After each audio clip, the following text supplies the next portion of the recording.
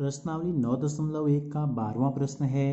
7 metre ऊंचे भवन के शिखर से एक केबल टावर के शिखर का उन्नयन कोण 60 अंश है और इसके पाद का अवनमन कोण 45 अंश है, तो टावर की ऊंचाई ज्ञात कीजिए। तो देखो, एक भवन है और एक टावर है, वो दोनों कहाँ खड़े हैं? एक समतल जमीन पे खड़े हैं, यानी कि ऐसे जमीन पर, ऐसे भूमि पर जिसका लेवल जो है बराबर है। एक हम ले लेते हैं भवन। देखो, भवन के शिखर से जब हम देखते हैं तो टावर के शिखर का उन्नयन कोण दिया गया है, तो यानी कि इसका मतलब क्या, उन्नयन कोण कब बनता है? जब हमारे नयन ऊपर की तरफ देखते हैं, यानी कि हमारा सिर ऊपर की तरफ होता है। तो यानी कि हम ऊपर अगर हमको देखना पड़ रहा है तो इसका मतलब क्या है? इसका मतलब ये है कि टावर ज़्यादा ऊंचा है। तो ये हो गया टावर और ये हो गया भवन।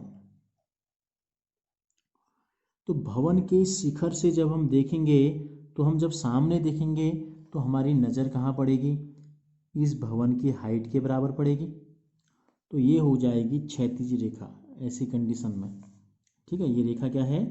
ये है क्षैतिज रेखा। और जब हम इसके टॉप को देखते हैं, टावर के जब टॉप को हम देखते हैं तो क्षैतिज रेखा से ऊपर की तरफ जो कोण बनता है वो कोण कहलाता है उन्नयन कोण। तो ये कोण जो बना, ये उन्नयन कोण बना कितने का? 60 अंश का। और इसी भवन के शिखर से और लिखा है, इसके पाद का अवनमन कोण, किसके पाद का? शिखर का उन्नयन कोण इतना है और इसके पाद का, यानी कि टावर के पाद का अवनमन कोण 45 अंश है। अवनमन कोण कब बनता है? जब नजरें झुकती हैं नीचे की तरफ हम देखते हैं। तो क्षैतिज रेखा यह है, बिल्कुल आंखों की सीध में अगर हम देखेंगे तो यहाँ नजरें पहुँचेंगी और आंखों को झुकाएंगे तो नीचे हमको ये दिख रहा है, इधर झुकाना पड़ा। कितना झुकाना पड़ा आंखों को? 45 अंश। तो ये जो कोण है, ये कोण 45 अंश, ये वाला कोण है। ठीक हो गया? क्षैतिज रेखा और दृष्टि रेखा के बीच का कोण। यहाँ दृष्टि रेखा ये है, जब हम इसके टॉप को देख रहे हैं, टावर के शिखर को, और जब हम टावर के पाद को देख रहे हैं तो दृष्टि रेखा हमारी यहाँ बन रही है। और देख हम कहाँ से रहे हैं? देख हम यहाँ से रहे हैं, इसके टॉप से। ये हमारी आँख यहाँ टॉप में है। तो हमको बताना क्या है?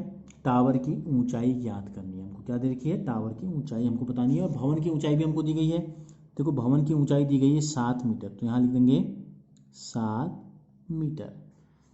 ठीक है, तो ये 7 मीटर है।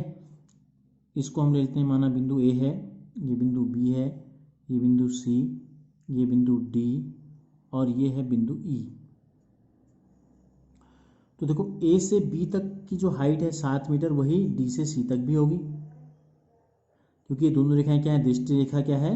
भूमि के बिल्कुल पैरेलल है। ठीक है, और जब दो समांतर रेखाएं क्या होती हैं? एक दूसरे को इस प्रकार से, देखो, दो समांतर रेखाएं हैं और एक तिर्यक रेखा, इनको अगर काटे तो ये दोनों कोण क्या होते हैं? आपस में बराबर होते हैं। कौन से कोण हम इनको कहते हैं? इनको बोलते हैं अंतः एकांतर कोण। तो ये 45 अंश है, तो ये वाला कोण भी 45 अंश होगा। ये देखिए, ठीक हो गया? तो ये भवन, ये 7, माना इसके ऊपर को हम क्या लिखते हैं? अभी हम इसको डी ई ही रहने देते हैं। ठीक है, तो समकोण त्रिभुज कितने बने हमारे पास? देखो, एक समकोण त्रिभुज तो हमारे पास ये बना ए डी ई, एक समकोण हमारे पास ये बना ए बी सी। ठीक है, तो बी सी और ए डी बराबर हैं और ए बी और डी सी बराबर है। आकृति में लिख देते हैं हम यहाँ पर, आकृति जो हमने बनाई है, ए बी किसके बराबर है? कहा हमने डी सी के बराबर है और इसका मान कितना है? 7 मीटर के बराबर है। और ए डी और बी सी भी बराबर है। ए डी और बी सी, इनका मान कुछ भी हो, दोनों क्या हैं? बराबर हैं।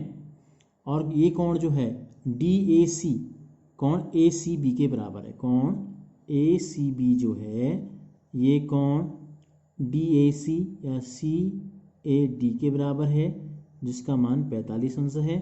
इसको हम बोलते हैं अंतः एकांतर कोण। ठीक है, जब दो समांतर रेखाओं को एक तिर्यक रेखा काटती है तो इस प्रकार बनने वाले ये वाले कोण जो है अंदर की तरफ और एक कोण छोड़ के, तो ये इतनी चीज़ हमको पता चल गई। अब हम लेते हैं कोई भी एक समकोण त्रिभुज लेते हैं। देखो, समकोण त्रिभुज, हमको इस पूरे टावर की ऊंचाई बतानी है और टावर की ऊंचाई तब तक पता नहीं बता पाएंगे हम जब तक हमको डी ई पता ना हो। ठीक है, तो हम क्या करते हैं, इस त्रिभुज में हमको 7 मीटर पता है, तो इस भुजा की सहायता से हम ये वाली भुजा निकालते हैं BC, समकोण त्रिभुज ABC में। समकोण त्रिभुज ABC में यह है ABC आपका, यह है A, यह है B, यह है C, ये भुजा 7 मीटर है, ये कोण 45 अंश है। तो क्या निकाल लेंगे, इससे हम BC निकाल लेंगे। ठीक है, तो 45 के सामने का कोण यहाँ देखते हैं, 45 के सामने की जो भुजा हमको पता है ये लंब होगी और BC क्या होगी, आधार होगी। तो लंब और आधार में कौन सा त्रिकोणमितीय अनुपात हम प्रयोग करते हैं, 10 का प्रयोग हम करते हैं। तो 10 45 बराबर AB बट्टे BC। ठीक है, 10 45 का मान होता है 1, AB का मान 7 है, बट्टे BC कर देते हैं, 1 को हम 1/1 लिख सकते हैं। तो ये हो गया BC एकम BC और 7 एकम 7। तो हमको पता चल गया BC 7 मीटर है, तो हमने यहाँ क्या लिखा है, BC और AD बराबर हैं, तो इसलिए AD भी कितना हो जाएगा, 7 मीटर हो जाएगा। ठीक है, अब हम लेते हैं ये वाला त्रिभुज ADE, समकोण त्रिभुज ADE में, समकोण त्रिभुज ADE में देखो कैसा है समकोण त्रिभुज ADE, यहाँ मैं बना देता हूँ। देखो यह है A, यह है A, ठीक है, यह है D और यह है E।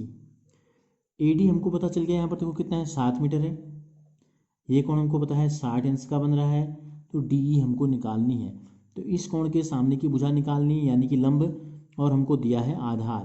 तो लंब और आधार में फिर वही त्रिकोणमितीय अनुपात लगेगा 10 का, 10 60 बराबर लंब बट्टे आधार 7।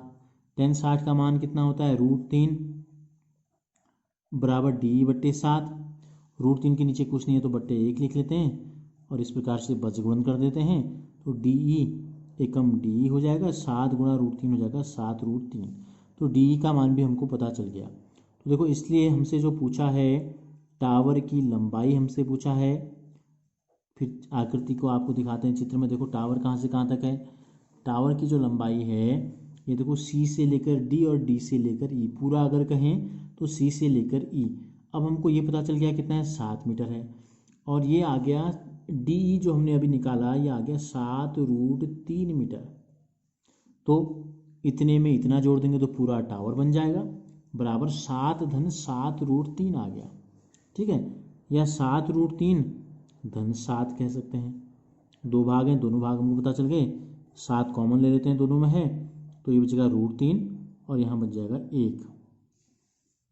तो इस प्रकार से जो हमसे पूछा गया था, टावर की ऊंचाई कहें या लंबाई कहें, ठीक है, टावर की ऊंचाई हमको पता चल गई 7 कोष्टक में √3 धन 1 मीटर।